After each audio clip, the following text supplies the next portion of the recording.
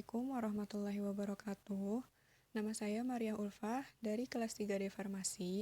Di sini saya akan mempresentasikan sedikit tentang evaluasi granul beserta alat-alatnya. Yang pertama, granulasi merupakan proses pembentukan partikel-partikel besar dengan mekanisme pengikatan tertentu untuk menghasilkan campuran obat dan eksipien dalam bentuk granul yang lebih besar dan lebih kuat. Persyaratan serbuk yang baik yaitu bentuk dan warna yang teratur, memiliki daya alir yang baik, menunjukkan kekompakan mekanisme yang memuaskan, tidak terlampau kering, dan hancur baik di dalam air.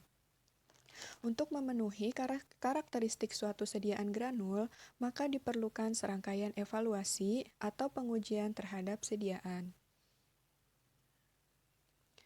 Ada beberapa evaluasi granul, yang pertama yaitu uji kadar air, yang kedua uji sifat alir, yang ketiga uji kompresibilitas, yang keempat distribusi ukuran partikel, dan yang kelima yaitu bobot jenis. Pada pengujian yang pertama yaitu uji kadar air.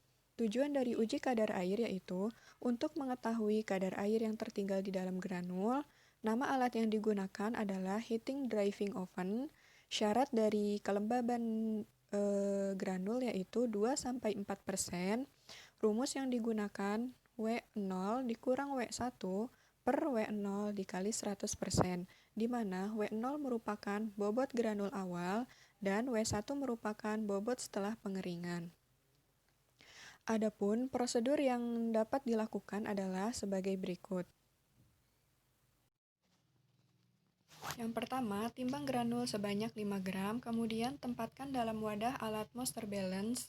Setelah itu, nyalakan sampai suhu 105 derajat Celcius selama 5 menit. Kemudian, didapatkan persen kadar air yang stabil, dan tentukan sebagai nilai persen LOD. Uji yang kedua yaitu uji sifat alir. Uji sifat alir terdapat dua metode yang digunakan untuk pengujiannya. Yang pertama yaitu dengan metode corong dan yang kedua yaitu metode sudut istirahat. Prinsip dari metode sudut istirahat yaitu dengan pengukuran sudut yang terbentuk dari lereng tumbuhan granul yang mengalir bebas dari corong terhadap suatu bidang datar. Tujuan dari evaluasi ini yaitu untuk mengetahui sifat alir dari granul yang dinyatakan dalam kecepatan alirnya yaitu V. Alat yang digunakan yaitu corong dan alat uji waktu alir yaitu corong kaca. Alat yang digunakan yaitu corong alat uji waktu alir dan corong kaca. Syarat dari evaluasi tersebut yaitu 100 gram granul, waktu alirnya tidak boleh lebih dari 10 detik. Metode sudut istirahat mempunyai nilai alfa ARC tangen H per R, di mana alfa 25-35 sangat mudah mengalir, 30-38 mudah mengalir, dan alfa lebih dari 38 kurang mengalir. Adapun metode yang dapat dilakukan yaitu sebagai berikut. Untuk uji sifat alir granul, siapkan 100 gram granul dan masukkan ke dalam corong. Kemudian, biarkan granul mengalir dengan menekan tombol start.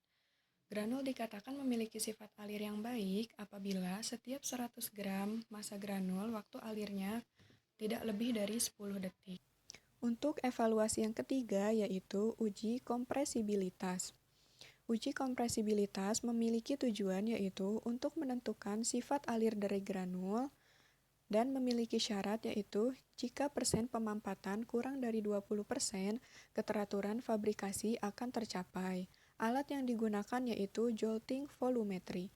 Rumus yang dapat digunakan untuk menentukan uji kompresibilitas yaitu Kp sama dengan V0 dikurang Vn per V0 dikali 100%, di mana Kp merupakan persen pemampatan atau kompresibilitas, V0 merupakan volume awal, dan Vn merupakan volume pada jumlah ketukan. Kemudian, adapun prosedur dari uji kompresibilitas yaitu sebagai berikut. Yang pertama, 100 gram massa granul dimasukkan ke dalam gelas ukur 100 ml.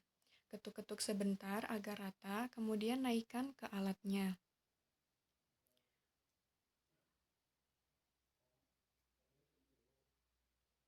Kemudian ukur volumenya dan catat sebagai V0. Setelah itu, lakukan pengukuran sampai 500 kali ketukan.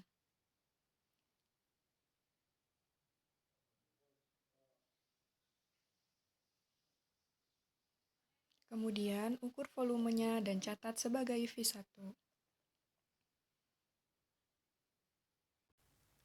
Kemudian, selanjutnya yaitu distribusi ukuran partikel. Tujuan dari evaluasi ini yaitu untuk melihat keseragaman dan distribusi ukuran granul yang dihasilkan. Syaratnya yaitu ukuran partikelnya harus berdekatan. Alat yang dapat digunakan yaitu sieve shaker. Selanjutnya, adapun prosedur yang dapat dilakukan adalah sebagai berikut. Kemudian, prosedur dari distribusi ukuran partikel yaitu yang pertama, masukkan sebanyak 100 gram granul, lalu letakkan di atas ayakan yang telah tersusun dan ditara, mulai dari ayakan nomor 20 mes sampai dengan ayakan nomor 100.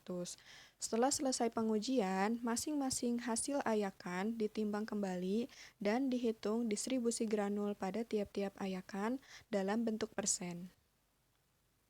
Selanjutnya yaitu bobot jenis. Evaluasi granul dengan bobot jenis yaitu dengan mengetahui bobot jenis pada granul tersebut, mulai dari bobot nyata, bobot mampat, dan bobot sejati. Adapun tujuan dari evaluasi tersebut yaitu untuk mengetahui apakah granul yang digunakan sudah memenuhi bobot persyaratan yang ditentukan. Alat yang digunakan yaitu piknometer. Gambar alatnya seperti yang ada di gambar tersebut. Kemudian, rumus yang digunakan itu ada 3. Yang pertama, untuk bobot jenis sejati, Bj sama dengan B min A dikali Bj cairan pendispersi per B plus D dikurang A plus C. Untuk yang bobot jenis nyata, yaitu digunakan rumus P sama dengan W per V. Yang selanjutnya, bobot jenis nyata setelah pemampatan dapat digunakan rumus N sama dengan W sama dengan Vn per Vn. Untuk metode bobot jenis itu ada 3. Yang pertama, bobot jenis sejati. Yang pertama yaitu timbang bobot piknometer kosong, kemudian masukkan 1 gram granul pada piknometer yang telah ditimbang, kemudian masukkan 1 gram granul dan cairan pendispersi pada piknometer yang kedua, dan berikutnya masukkan cairan pendispersi pada piknometer ketiga. Selanjutnya, metode untuk bobot jenis nyata. Dengan menggunakan alat yaitu gelas ukur, dengan cara ditimbang bobot granul, misalnya 50 gram dimasukkan ke dalam gelas ukur. Kemudian yang terakhir, bobot jenis nyata setelah pemampatan. Dilakukan dengan alat gelas ukur juga, yaitu dengan cara ditimbang bobot granul yang akan dilakukan evaluasi. Kemudian dimasukkan ke dalam gelas ukur dan dilihat volume granul setelah dilakukan 500 kali ketukan pada gelas ukur tersebut.